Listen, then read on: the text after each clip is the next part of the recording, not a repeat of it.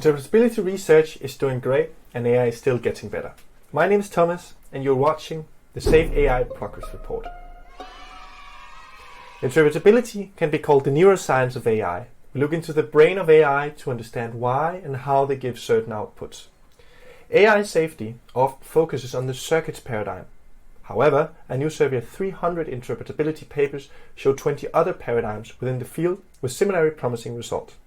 A few examples pointed out by the authors here are the activation atlas method, updating training data for behaviorally accurate representations, adversarial methods, and manual fine-tuning of weights.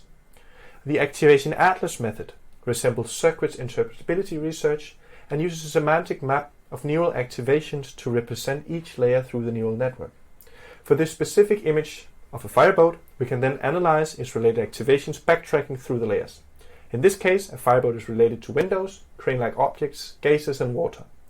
Updates of the training data to counteract biases allows us to, for example, update images to have more accentuation on shapes instead of textures and solve ResNet's natural bias towards overfitting to textures, something humans would not do. This enables the network to perform more like a human, which we are interested in for AI safety, since establishing similar frames of reference can help with value alignment between AI and humans. Another example is using adversarial examples, as they can help us understand mistakes and biases in models and ensure safer future systems.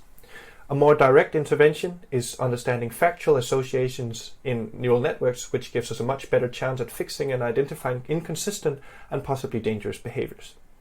However, even with our ability to interpretability, we still face a high risk. The forecasting group Samotvetti added their estimates of AI risk probabilities, and they show an order of magnitude higher estimate from the risk compared to previous estimates. Samotvetti generally has a great track record, and their piece complements the existing literature and AGI timelines. A good example being the AGI timelines from Biological Anchors report from Ajay Kotra, which Anton Ho wrote a summary for that we'll link in the description.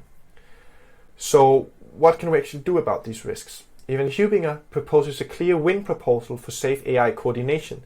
His idea is to ask DeepMind, OpenAI, and Anthropic to commit to actively monitor and look for evidence of deceptive alignment in their models, which can help us identify and catch errors earlier. Deceptive alignment is a problem where systems have different behavior in deployment from the rewarded behavior in training.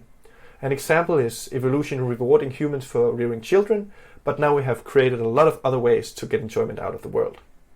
Evan's idea can be a big win for coordinating safety in AI development. In other news, Quinten has started a weekly alignment research paper summary series. John thinks most people start out in alignment with bad ideas, but gets a bit of pushback from Evan. Beth Barnes starts a capabilities and alignment tracking project at the Alignment Research Center. Language models replicate cognitive biases from humans. And maybe academia started a weekly alignment research paper summary series, despite the focus in for the for-profit AI scene in San Francisco. If you want to learn more about AI safety, go to apartresearch.com. And if you'd like to work on research, go to aisafetyideas.com. This has been the Safe AI Progress Report. Remember to subscribe, and we hope to see you in for the next one.